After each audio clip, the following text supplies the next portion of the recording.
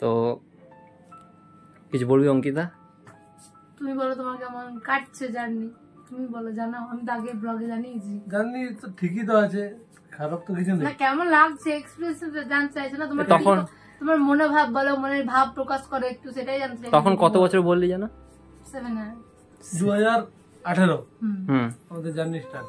আচ্ছা 2025 মার্চের 3 তারিখ বৈধভাবে শুরু হলো।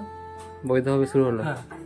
আচ্ছা, যাই হোক, মানে বৈধ নয়, বৈধভাবেই ছিল, মানে সামাজিক ভাবে। হ্যাঁ সামাজিক ভাবে বৈধভাবে ছিল, সামাজিক রীতিনীতি। আচ্ছা, আমি একটা কোশ্চেন করতে চাই, যে এখন এই যে সোশ্যাল মিডিয়ার যুগে, মানে সোশ্যাল মিডিয়া যুগ বলার ভুল হবে, এই বর্তমান যুগে যেখানে একটা রিলেশন এক মাসের মধ্যে টিকছে না বা অনেক কিছু সমস্যা হচ্ছে, এরকম শুনতে পাই আমরা। তাই এইখানে 7 বছর যে জার্নি, মানে এইটা কিভাবে, মানে তোমরা আগামী প্রজন্মকে কি বার্তা দিতে চাও? যদি এর মতো সাপোর্টিভ মানুষ থাকে তাহলে তোমার রাগ বলো জেদ বলো যাই হয়ে যাক, না না রাগ বলো জেদ বলো যাই হয়ে যাক, সম্পর্ক টিকতে বাধ্য। তাই? হ্যাঁ। আচ্ছা, এবারে অন্য জনের কথা অন্যরকম হতে পারে, আমার বক্তব্য হচ্ছে এটা, এর মতো পার্সোনাল সে সহ্য করতে পারবে, মানে আমার দিক থেকে। আচ্ছা ছোটটা ফুটে গেছে, বুঝলা তো? তন্ময়কে একটা আমি কোশ্চেন করবো, অঙ্কিতার কোন জিনিসটা তোমার সব থেকে বেশি ভালো লাগে?